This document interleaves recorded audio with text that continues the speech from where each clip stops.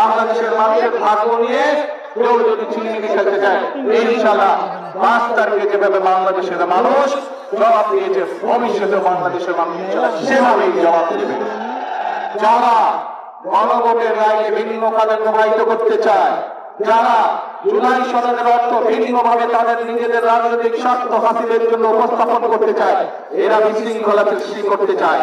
এই বিশৃঙ্খলা যদি সৃষ্টি করতে পারে তারা, তাহলে জনগণের যে কর্মসূচি, আমেরিকানের যে কর্মসূচি, মাহমুদের যে কর্মসূচি, কৃষক কার্ডের যে কর্মসূচি, কৃষকদের খাত ভবন যে কর্মসূচি, বেকার যুবকদের জন্য কর্মসংস্থানের জন্য মিল কারখানা, বন্ধ মিল কারখানা চালু করার যে কর্মসূচি, নতুন কলকারখানা চালু করার যে কর্মসূচি, স্বাস্থ্য সেবা গ্রামে গ্রামে পৌঁছে দেওয়ার যে কর্মসূচি, সকল কর্মসূচি ব্যাঘাত হবে এই বিশৃঙ্খলা যদি আশকারা পায়। প্রিয় ভাই বোনেরা, আপনারা কি সতর্ক থাকতে পারবেন যাতে জনগণের কর্মসূচি, যাতে করে জনগণের কর্মসূচি ব্যাহত না হয়, সেই জন্য জনগণকে সতর্ক থাকতে হবে।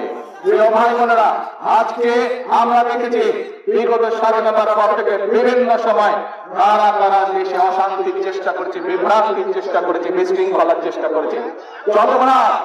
যতবার বিএনপি দেশের মানুষের ভাগ্য পরিবর্তনের জন্য কর্মসূচি গ্রহণ করেছে, অতীতে আমরা দেখেছি আন্দোলনের নামে কিভাবে 173 দিন হরতাল করা হয়েছিল। মনে আছে আপনাদের?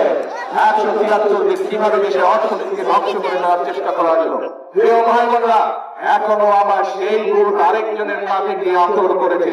আপনাদেরকে এই ব্যাপারে প্রিয় ভাই বোনেরা সতর্ক থাকতে হবে।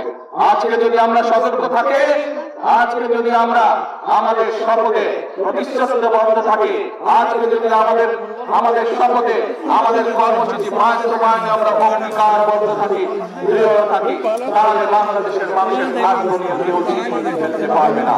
বাংলাদেশের মানুষের ভাগ্য নিয়ে কেউ যদি ছিনিয়ে খেলতে চায়, ইনশাআল্লাহ 5 তারিখে যেভাবে বাংলাদেশের মানুষ জবাব দিয়েছে, ভবিষ্যতে বাংলাদেশের মানুষ সেভাবেই জবাব দেবে।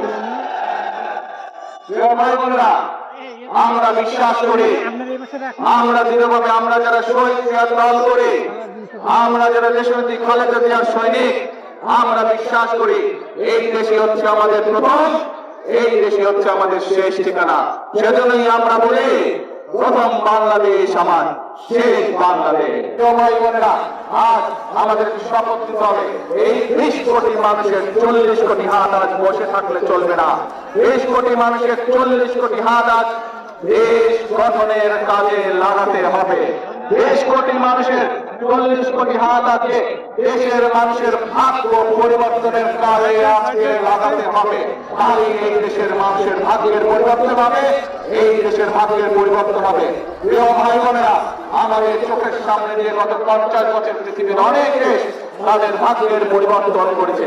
আমাদের চোখের সামনে দিয়ে পৃথিবীর অনেক দেশের মানুষের ভাগ্যের পরিবর্তন হয়েছে। এই সিঙ্গাপুরকে নিয়ে আমরা মাঝে মাঝে গল্প করি, সেই সিঙ্গাপুরের অবস্থা 1971 সালে আমাদের থেকেও খারাপ ছিল। আজ 50 বছরে তারা কোথায় চলে গেছে? তারা যদি পারে, আমরা কেন পারবো না? ইনশাআল্লাহ আমরাও পারবো। এই দেশের মানুষ পারবে। এই দেশের মানুষ 1971 সালে যুদ্ধ করে, অস্ত্রভাবে যুদ্ধ করে দেশকে ছিনিয়ে নিয়ে এসেছিল, দেশের স্বাধীনতাকে ছিনিয়ে নিয়েছিল। এই দেশের মানুষ 90 স্বৈরাচারের পতন করেছে। এই দেশের মানুষ 2024 সালের 5ই আগস্ট ফাঁসিবাদের পতন করেছে। আগে এই দেশের মানুষ আবারও নিজের দেশকে গড়ে তুলতে প্রতিশ্রুতিবদ্ধ। এই দেশের 20 কোটি মানুষের 40 কোটি আবারও এই দেশকে গড়ে তুলতে পারবে ইনশাআল্লাহ। প্রিয় ভাই বোনেরা, সেই জন্য আমরা যেমন বলি প্রথম বাংলাদেশ আমার শেষ বাংলাদেশ, একই সাথে আমরা বলি করব কাজ করব দেশ। সবার আগে করব কাজ করব দেশ, সবার আগে